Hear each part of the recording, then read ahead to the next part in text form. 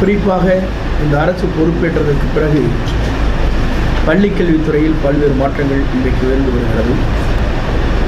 குறிப்பாக தருமபுரி மாவட்டம் என்பது ஒரு காலத்திலே பார்க்கின்ற போது கல்வியில் பின்தங்கிய மாவட்டமாக இருந்த நிலையை மாற்றி இன்றைக்கு சிறந்த முறையிலேயே கல்வி தருகிற மாவட்டமாக இந்த மாவட்டம் உருவாக்கப்பட்டிருக்கிறது.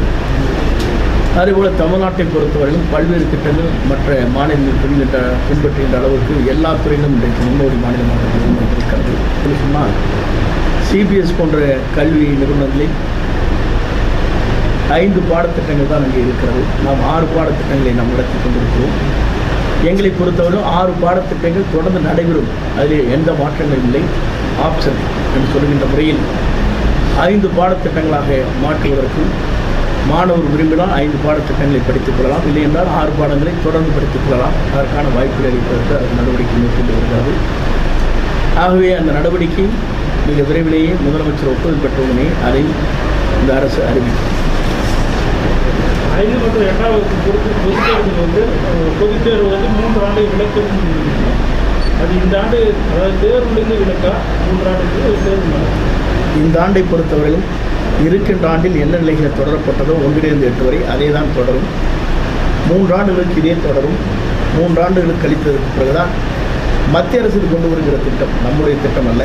மத்திய அரசு அனைவருக்கும் கல்வி என்ற முறையில் அவர் அறிவிக்கப்பட்டு ஆணை பிறப்பிக்கப்பட்டு ஒவ்வொரு மாநிலமும் இதை பின்பற்ற வேண்டும் என்ற முறையிலே ஆணை பிறப்பிக்கப்பட்டிருக்கிறது. அந்த ஆணையை நாங்கள் ஏற்று தமிழ்நாட்டை பொறுத்தவரையில் உடனடியாக அதை அமல்படுத்த இயலாது. 3 ஆண்டுகள் எங்களுக்கு விதிவிலக்கு அளிக்கப்பட வேண்டும். அந்த விதிவிலக்கை பொறுத்தவரையிலும் மாணவருடைய கல்வித்திறன் மேம்பாடு செய்வதற்கு எங்களுக்கு 3 ஆண்டு காலம் அவகாசம் தேவை என்று 3 ஆண்டு காலத்திற்கு இன்றைக்கு இருக்கிற நிலையை தொடரும். அது அந்தந்த மாநிலத்துடைய முடிவுகள் அதை ஏற்றுக்கொள்வதற்கு மத்திய அரசு அதிக ஒரு மத்திய அரசு அனுப்பிய கடிதத்தில் அந்தந்த மாநிலங்கள் எப்படி இதை நடைமுறைப்படுத்தலாம் என்பதை அவர்களே முடிவு செய்யலாம் என்று அவர் அறிவித்திருக்கிறார்கள். அதற்கு கால அவகாசம் தர வேண்டும் என்று ஆகவே சிபிஎஸ்ஐ மிஞ்சுகின்ற அளவுக்கு தான் இப்போது கரிக்குலம் என்று சொல்லப்படுகிற புதிய பாடத்திட்டங்கள் உருவாக்கப்பட்டிருக்கலாம்.